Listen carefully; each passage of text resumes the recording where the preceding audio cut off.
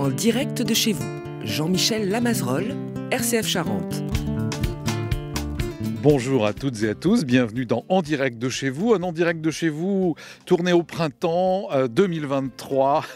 C'est assez particulier, c'est très vert, le temps menace un peu, mais une balade insolite, j'allais dire, dans une Charente que l'on connaît très peu parce que les endroits que nous allons voir, visiter, sont un peu cachés ou ont un peu disparu dans la végétation et sous les arbres. Et j'ai avec moi un des spécialistes qui vient d'écrire un nouveau livre sur ce coin de Charente, autour du Ruffécois. C'est monsieur l'abbé Laurent Morin, et avec son livre « Le Ruffécois, histoire et patrimoine du Nord Charente ». Laurent Morin, bonjour.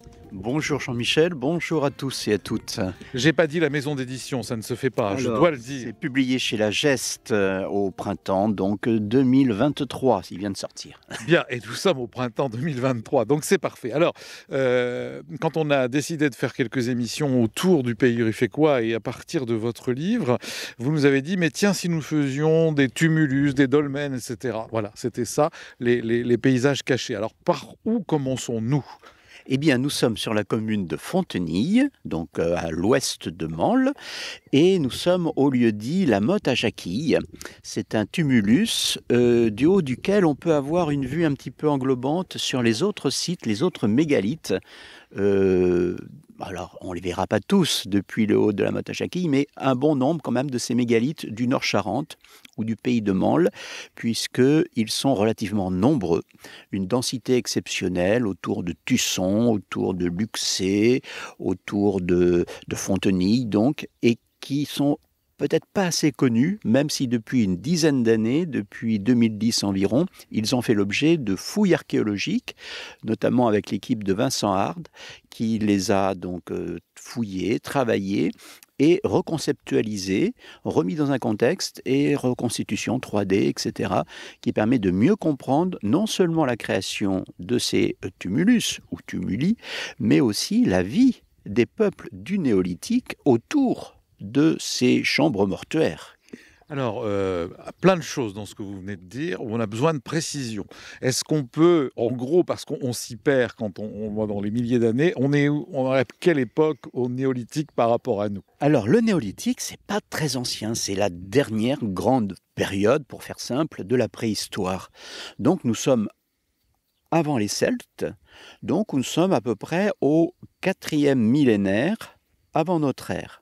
Donc 2000 ans plus 4000 ans, il y a environ donc 6000 ans, nous étions ici dans un terroir très peuplé, très humanisé, où il y avait des populations relativement nombreuses qui se sont sédentarisées. C'est ce qu'on appelle la révolution du néolithique.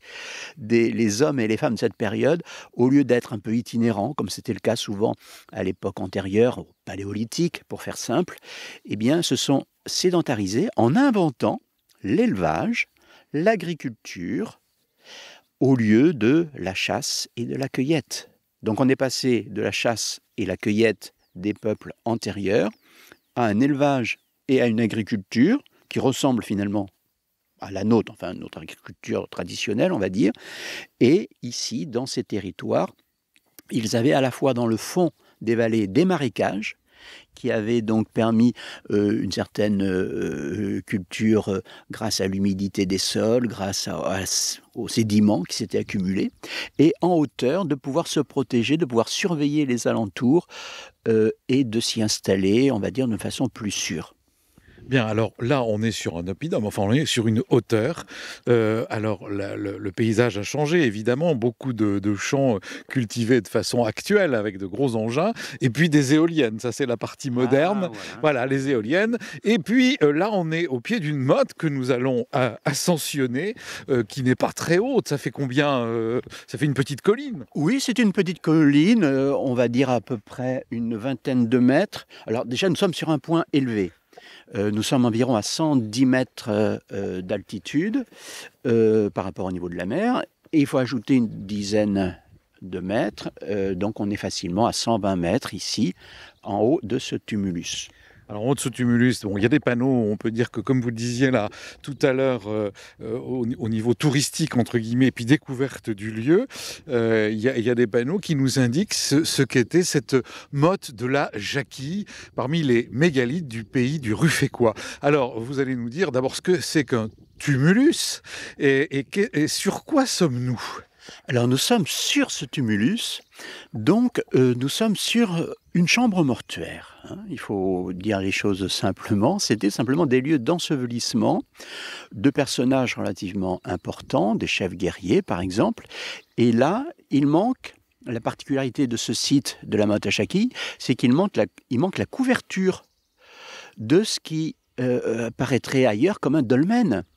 Mais la grosse pierre qui recouvre en haut la chambre, eh bien, a disparu. Mais on voit ici, donc c'était bien sûr recouvert donc de terre. Mais la particularité de cette motte à Jacquille, c'est d'avoir une porte en pierre qui montre la séparation entre le couloir d'entrée. Donc on entrait dans le site mortuaire par ici notre gauche, et on voit ce couloir qui arrivait ici, et cette porte donc fermée, eh bien l'espace sépulcral qui était au centre du tumulus. Et cette porte sur gonds de pierre, c'est l'une des, je crois même la plus ancienne connue en Europe.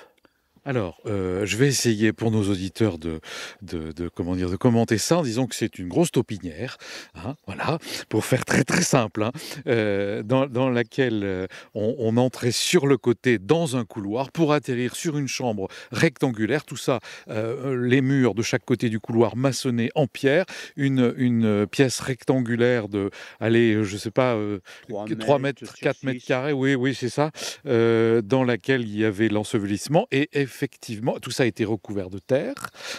Et de grosses pierres. Le mot mégalithe, c'est grosse pierre. Ah ben voilà, ça c'était important, important de le dire. Voilà, on dit des mégalithes, ça fait savant. En fait, on devrait dire des grosses pierres. Bon, alors je ne suis pas si loin avec ma taupinière. Bon, et alors ce qui est extraordinaire, ce que vous disiez, c'est que c'est la première fois de ma vie que je vois une pierre plate avec en son extrémité, eh bien, un gond taillé. Exactement. Eh bien, c'est le plus ancien connu sur notre continent, créé donc par la main de l'homme. Il y a ici donc environ 6000 ans. À l'époque donc de cette civilisation, on peut parler de civilisation du néolithique, même si c'est une civilisation qui n'a pas écrit, qui n'a pas produit d'écrit, à la différence d'autres peuples plus au sud. Nous sommes contemporains des premières pyramides d'Égypte, des Phéniciens, donc d'une civilisation bien connue, on va dire, dans le sud de la Méditerranée. Mais ici, les peuples s'occupaient, on va dire, de façon peut-être plus terre à terre, de leur vie quotidienne, mais quand même avec un culte des morts. On le voit ici avec les tumulus qui nous sont conservés. Alors, c'est l'époque aussi des tumulus. Alors, on connaît ceux de Bretagne, d'Armorique, mais on ne connaît pas ceux de Charente.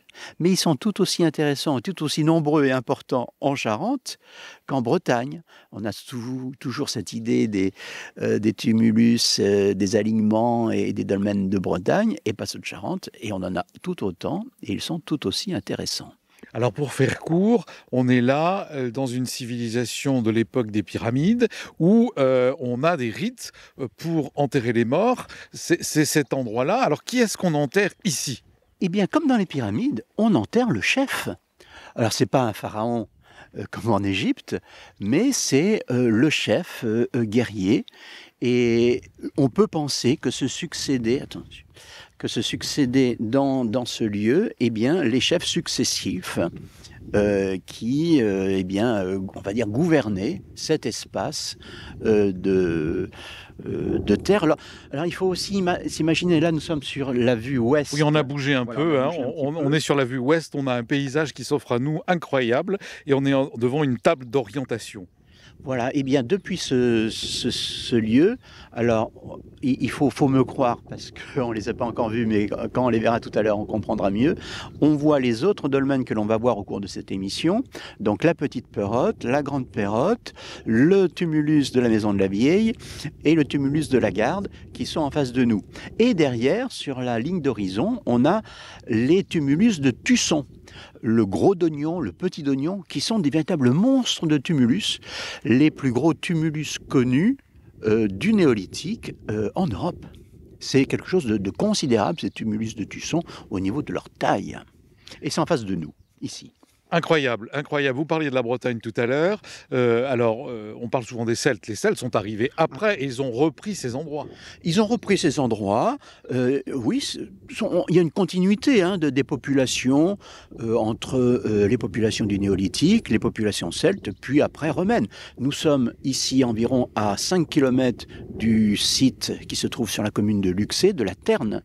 Le site de la Terne était un site gallo-romain de grande importance, qui s'est construit dans une boucle de la Charente. Alors, la Charente, est une artère sinueuse au milieu de tous ces sites sur lesquels nous sommes aujourd'hui. Donc, qui a bien sûr joué un rôle important au néolithique, mais plus tard à l'époque celte et à l'époque aussi des Romains. Tout ça, c'est suivi quand même ça s'est échelonné sur 3-4 000 ans. Mais c'est quand même pas rien. C'est pas rien. Et peut-être pourrions-nous un jour aussi avoir des fêtes aussi importantes qu'en Bretagne sur nos sites de ce pays rufécois. Mais bien sûr, il ne demande qu'à être connu, mis en valeur, exploité. Et voilà, tout ce qui a été fait, encore une fois, tous les travaux qui ont été faits depuis une dizaine d'années ont intérêt, je crois encore, à être mis en valeur. C'est ce que j'essaie de faire. C'est ce que j'allais dire, c'est ce que vous voulez faire. Voilà. Faites-nous un peu de pub pour votre livre. On le voit là, pour ceux qui sont sur Télé 16. Avec des dolmens incroyables et toutes les explications. Les reconstitutions, voilà le fameux dolmen où nous nous trouvons, la motte de la Garde. Alors il faut savoir que le fac-similé de la porte d'entrée de ce dolmen se trouve au musée d'Angoulême, au musée des Beaux-Arts d'Angoulême. Très bien. Il y a bien sûr aussi tous ceux, mais nous sommes environ ici à vol d'oiseau à 10 km à peine, des autres tumulus de la Boix qui ont été fouillés et reconstitués par José Gomez de Soto dans les années 90-2000 et qui sont bien sûr d'une importance et d'un intérêt considérable pour notre connaissance donc, de nos origines humaines finalement.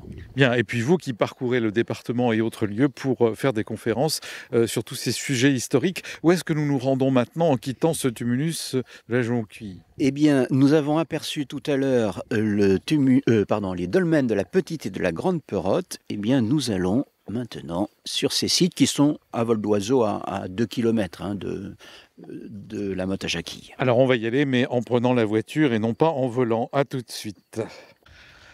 Alors, cher Père Morin, nous avons fait quelques kilomètres, pas loin. On aperçoit d'ailleurs le tumulus où nous étions tout à l'heure dans le lointain. Nous sommes dans notre pérégrination sur les dolmens tumuli à la petite Perotte. Et là, on a ce qu'on voit avec Obélix, etc., c'est-à-dire une pierre, mais cette fois couchée sur des petits piliers en pierre, tout simplement. Et vous allez nous expliquer ce dolmen. Vous me disiez tout à l'heure que lui aussi était complètement recouvert de terre et entouré de pierres, et que ce que nous voyons là, c'est finalement le Saint des Saints qui abritait la sépulture. Alors, je vous écoute. Absolument. Eh bien, vous avez déjà tout dit. Le principe du dolmen, Jean-Michel, c'est bien sûr une énorme pierre qui nous manquait tout à l'heure, ce couvercle, entre guillemets, de la chambre mortuaire que l'on n'avait pas dans le dolmen, dans le tumulus précédent, à la motte à Jacquille. Ici, c'est la partie qui reste, c'est souvent le cas. Les dolmens, c'est souvent cette grosse pierre qui est restée parce qu'elle était très lourde, justement, à déplacer. Alors, comment elle était installée ? À l'époque du néolithique, vraisemblablement, on les faisait coulisser en les tirant par des cordages sur des billes de bois, en faisant rouler sur des billes de bois que l'on déplaçait au fur et à mesure pour déplacer ces énormes pierres, mégalithes. Et bien sûr, avec le temps, je vous rappelle qu'on a quand même 6000 ans entre sa construction et notre vie aujourd'hui au XXIe siècle.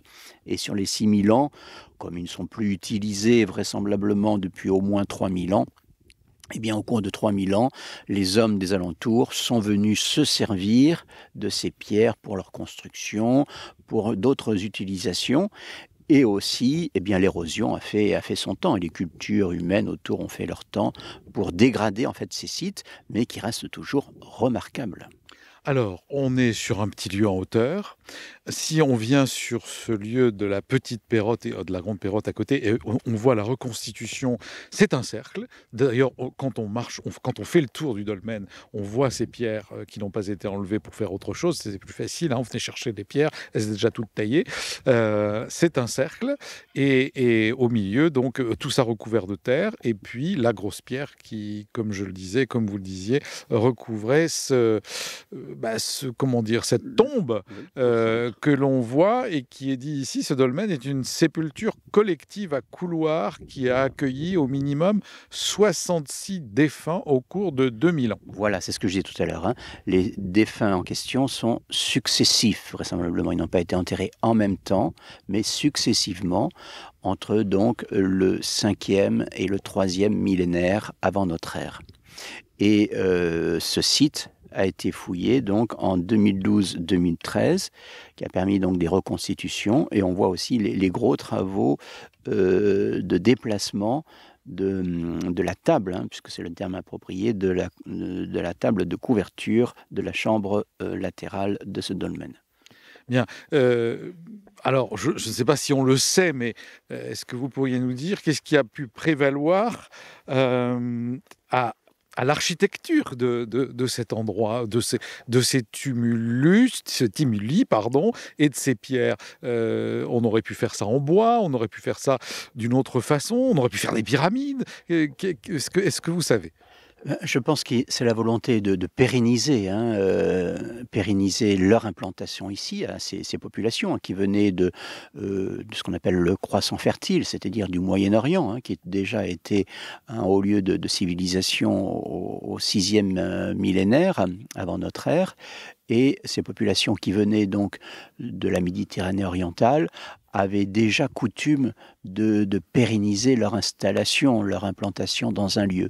Et là, ce qui est intéressant, c'est qu'avec donc la petite Pérotte, la grosse Pérotte qui se trouve environ à 100 mètres à peine, hein, de la petite, et un peu plus loin, on aperçoit un tertre buissonneux qui correspond au dolmen de la Maison de la Vieille, que l'on va voir, où il y a d'ailleurs une personne qui se promène, que l'on va voir par la suite. Et derrière, vous voyez en hauteur, un autre tertre buissonneux, environ à 1 kilomètre d'ici, et qui est le dolmen de la Garde. Donc là, on a, vous voyez, 1, 2, 3, 4 dolmens sur une même ligne. Une ligne de crête qui domine à notre gauche ici, c'est-à-dire à l'est, la vallée de la Charente, et à l'ouest, les hauteurs de Tusson, qui après dominent une grande dépression qui va jusqu'à l'océan. C'est qu'au-delà de Tusson, après, on n'a plus d'espace supérieur environ à 30 mètres d'altitude. Ça veut dire quoi? Ça veut dire qu'à l'époque du néolithique, il est vraisemblable que ces espaces étaient immergés, étaient sous la mer. La mer, puisqu'on a encore à l'époque de l'Antiquité, à l'époque des Romains et des Celtes, il y a 2000 ans, un grand golfe des Santons qui arrivait jusqu'à Niort et jusqu'à Saint-Jean-d'Angély. Donc inutile de dire que 3000, 4000 ans avant, la mer arrivait quasiment aux portes de ce Nord-Charente, dans le nord de la Charente-Maritime actuelle. Ça risque de revenir. Et oui. Et oui, puisqu'on a une élévation des sols très basse, hein, moyenne 10-20 mètres seulement. Donc une ligne de crête au-dessus de la mer, et avec ce qu'on a sur place pour pérenniser son passage, des pierres énormes qu'on ne peut pas déplacer facilement, donc cette espèce d'architecture recouverte de terre. Y a-t-il des rites que vous avez pu constater ou dans les fouilles? Parce que je pense qu'on n'a pas encore beaucoup travaillé la question. Alors, on a travaillé ici ces tombes-là, comme je vous le disais, donc dans les années 2010. Aujourd'hui, ce qui est encore, même si on a déjà fait des sondages intéressants à travailler, c'est l'environnement pour mieux connaître le lien entre les populations qui étaient plutôt installées dans le fond, c'est-à-dire dans les zones marécageuses, autour de la Charente, autour de la vallée de l'Aume. Et là, ces populations installées, alors c'était des immenses cabanes en bois, donc un habitat collectif qui devait servir à loger des groupes humains assez conséquents. Et alors voilà, il y a sûrement des choses à trouver entre cet habitat qui était donc dans le fond des vallées, environ donc à 2-3 km d'ici, et puis ces tumulus qui étaient sur les hauteurs. Et entre les deux, peut-être, reconstituer peut-être des rituels funéraires. Alors, on va aller voir dans un autre dolmen, je pense au dolmen de la Garde, on a un mobilier qui a été trouvé à la fin du 19e siècle, un mobilier de ces sépultures, où on peut reconstituer un éventuel rituel. On en parlera donc lorsque l'on sera au dolmen de la Garde. Oui, là, on s'avance pour donner un petit coup d'œil à l'autre dolmen que vous appelez celui-là de la Grande Pérotte. C'est ça. Ce sont deux sœurs jumelles, quasiment. L'une peut-être plus petite, l'autre peut-être plus imposante. C'est très relatif, mais elles sont vraiment à très peu de distance, 50 mètres, 80 peut-être l'une de l'autre.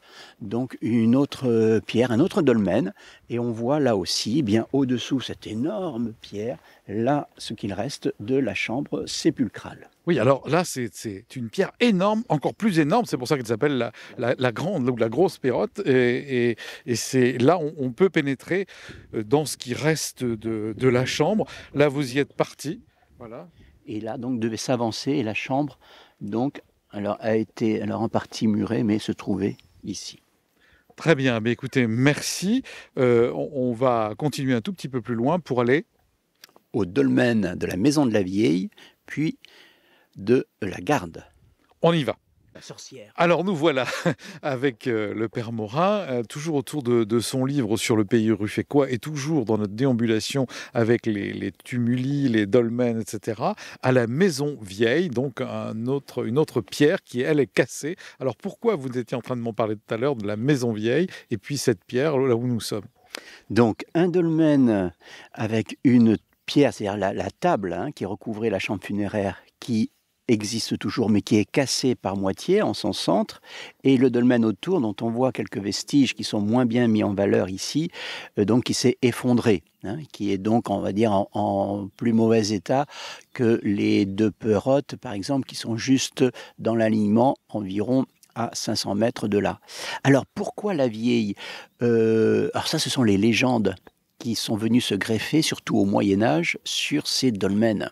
Un tas de légendes, de traditions, et notamment donc, bien les vieilles, c'est les sorcières, ce sont les fées, des fées maléfiques, des sorcières qui habitaient sous ces grosses pierres et qui pouvaient envoyer des sorts, des sortilèges sur les populations. Alors, je pense que le christianisme y est pour beaucoup. Il fallait discréditer les croyances, les cultes, les sépultures, les antérieures des civilisations précédentes. Et donc, de façon de les discréditer, c'était de dire qu'elles étaient habitées par des esprits maléfiques et donc des sorcières. Bien. Et on disait tout à l'heure que moi, quand j'étais gamin, il fallait pas que j'aille voir le puits derrière la maison parce qu'il y avait la vieille. Oui. Voilà. Alors maintenant, après la maison de la vieille, eh bien, nous allons aller, vous le disiez tout à l'heure, avant que nous arrivions ici, à un autre endroit. Le dernier. 800 mètres plus loin, toujours dans le même alignement. Cette fois-ci, c'est le tumulus de la Motte de la Garde qui termine un peu cet alignement avant de basculer finalement au sud d'ici. Eh bien, c'est la forêt de la Boix qui enchaîne, où il se trouve encore des tumuli en grand nombre, et notamment une vraie nécropole qui a été reconstituée dans les années 90, notamment par l'archéologue José Gómez de Soto. Et là encore, il faut les visiter, il faut les connaître.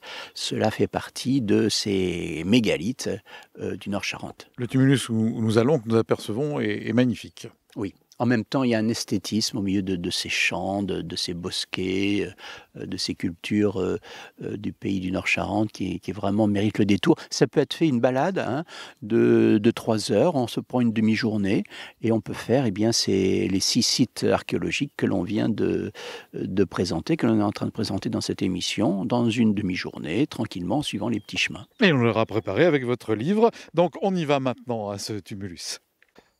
Alors là encore, Père Morin, un endroit exceptionnel, la Motte de la Garde, une tombe néolithique, ils le disent, exceptionnelle, période néolithique, appelée jadis âge de la pierre polie. Et vous étiez en train de nous montrer sur ce panneau très bien fait les instruments, poteries et autres objets, pointes de flèches et autres. Voilà, ils ont été découverts lorsque ce site a été fouillé en 1874 par le pasteur Lièvre.